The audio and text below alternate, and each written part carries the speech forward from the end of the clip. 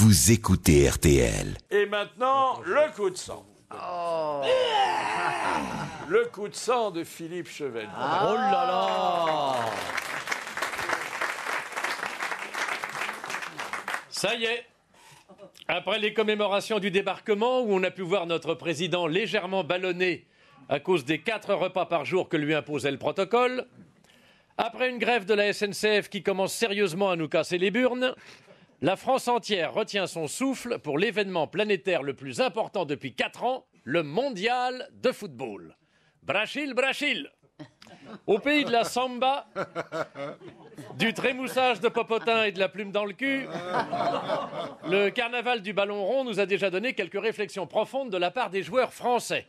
L'un d'entre eux a récemment déclaré « On est confiant, mais on sait d'où on vient et comme il y a un bon esprit d'équipe, il n'y a pas de raison qu'on ne soit pas capable de montrer nos qualités. » On a envie de rajouter « Il n'y a pas de raison non plus que vous ne montriez pas vos défauts. » Les commentateurs de tout poil ne sont pas en reste. On a pu entendre sur une chaîne d'information « L'équipe française sera défavorisée par le décalage horaire. » C'est vrai que pour les Allemands, les Espagnols, les Italiens, les Hollandais, le problème ne se pose pas. Ils sont beaucoup plus proches que nous du Brésil.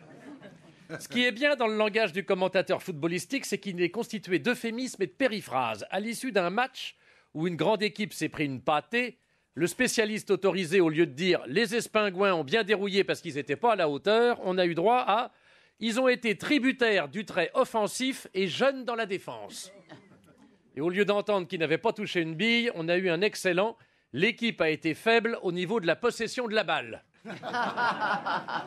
Même le président de la République s'en est mêlé en disant que Didier Deschamps avait fait une bonne sélection puisqu'il avait mis des joueurs à l'avant et il en avait mis à l'arrière. Ça, T'as inventé, là. non, je l'ai entendu hier soir, c'est authentique, hein, et tout le monde peut le... bah alors là, ça alors dépasse apparemment, tout, il là. n'en a pas mis au centre, il faudra qu'il demande à Bérou. Alors, cette fête du ballon va donc nous promettre des soirées passionnantes où pourra se manifester la joie braillarde de supporters déguisés aux couleurs de leur nation qui hurleront devant les caméras du monde entier des phrases aussi pertinentes que « On a gagné, on est les champions, ils l'ont eu dans le fion ». En tout cas, je peux déjà vous écrire les grandes lignes du commentaire auquel on aura droit chez nous à l'issue de la Coupe du Monde. L'équipe de France était pourtant partie soudée avec un mental à la hauteur de ses capacités footballistiques. Ça tombe bien qu'elle ait des capacités dans ce domaine. Malheureusement, elle n'a pas été au rendez-vous à cause des nombreuses fautes d'arbitrage et des séjours prolongés dans les bordels de la ville, ajoutés à des blessures dues à un manque évident de vigilance de la part de la FIFA et des mauvaises blagues de préservatifs troués, pour ne pas dire plus.